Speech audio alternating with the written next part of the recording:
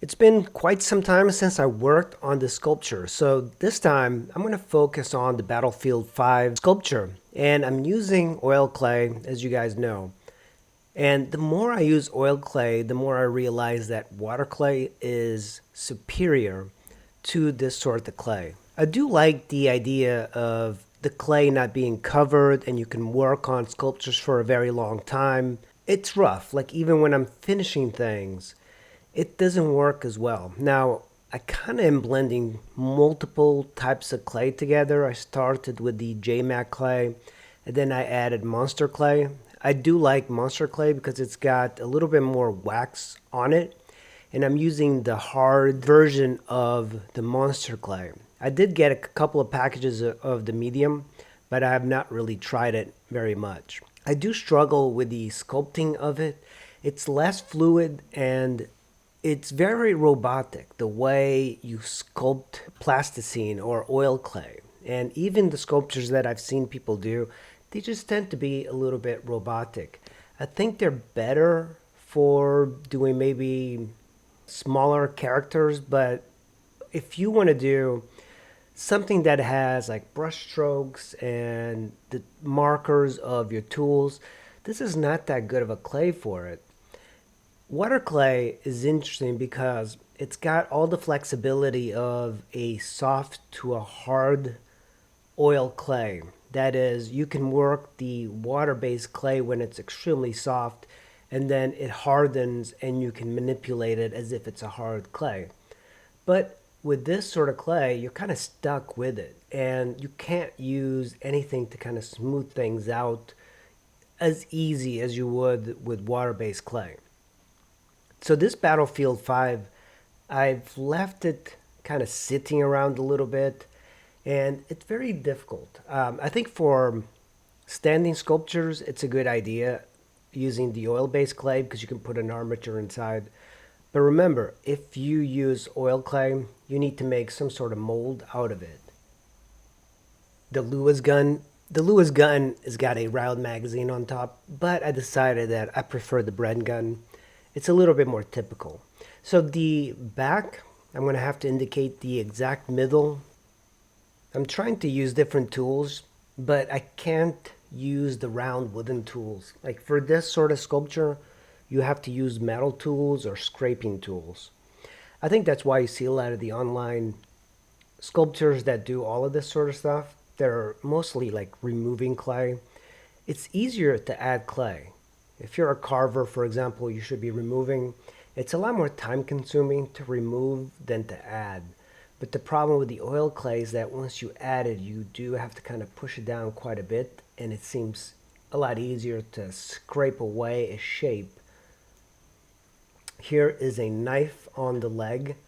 One thing that I'm struggling is with the folds of the pants. I can't find any really good references for the pants, so I might have to set something up. And there's different styles for the boots, for example, and I kept changing my mind, but I ended up changing these boots later on, and I added gaiters that it's kind of like a strap that goes underneath the boot.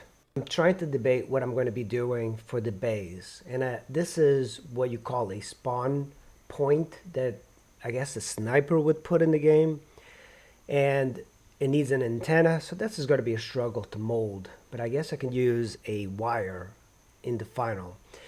For the base, I wanted to create different texture, so I was cutting up different parts of the softer clay and adding it to the base because I'm going to have to mold this base completely separate from the character. And what I might have to do is like cut individual chunks of the character.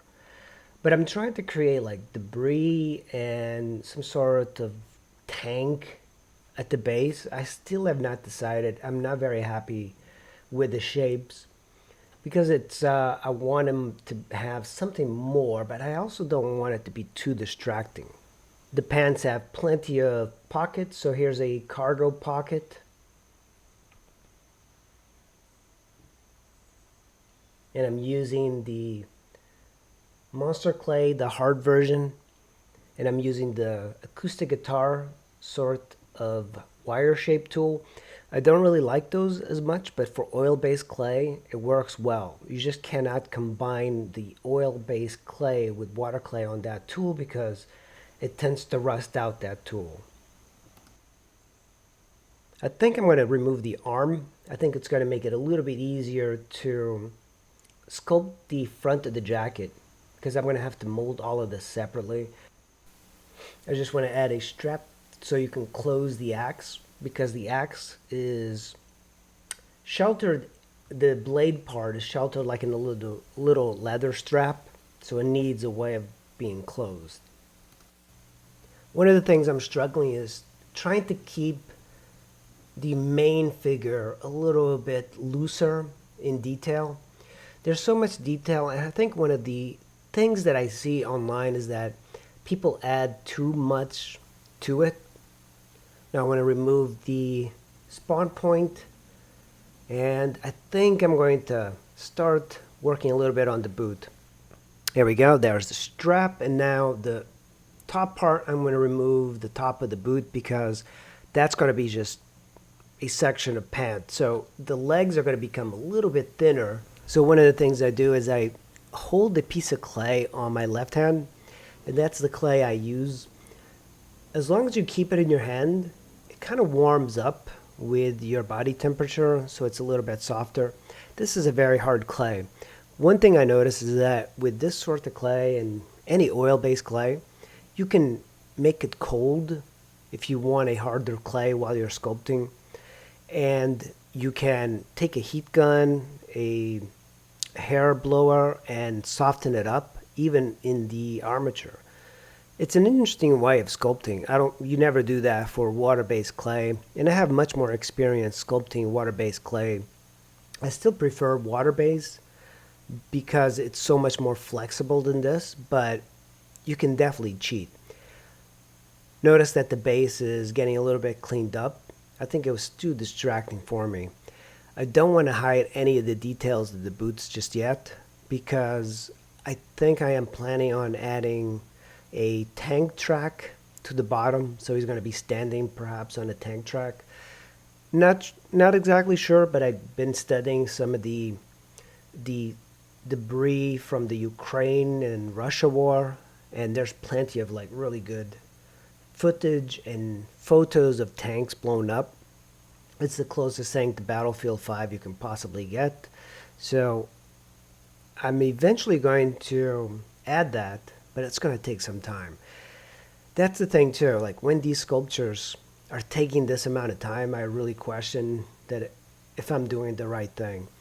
Because, you want to work on various sculptures. I already have another idea for my next one, but with this one undone like this, it kind of bothers me. So I'm going to have to probably finish it up this week, no matter what, because I want to move on to other sculptures.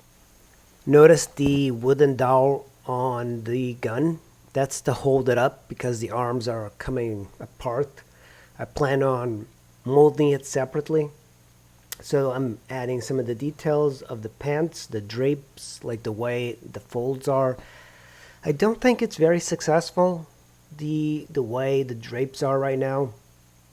So I'm trying to figure that out. Also, there's like straps that run along the leg that hold various things, like the knife and the pouches. So they have like, and the way the straps are, it kind of pushes in the leg, so it straps in kind of tightly. So I have to consider that. So I have to push the other side of the pants out. But one of the things you have to do first is sculpt the entire nude figure. That's the most important thing. And then you add the details on top of that, and it should all kind of fall into place. But the problem is I change my mind very often when I'm sculpting. So with this is the second video of Battlefield 5, and I plan on eventually finishing it this week, so stay tuned, and thanks for watching, and I'll see you in the next video.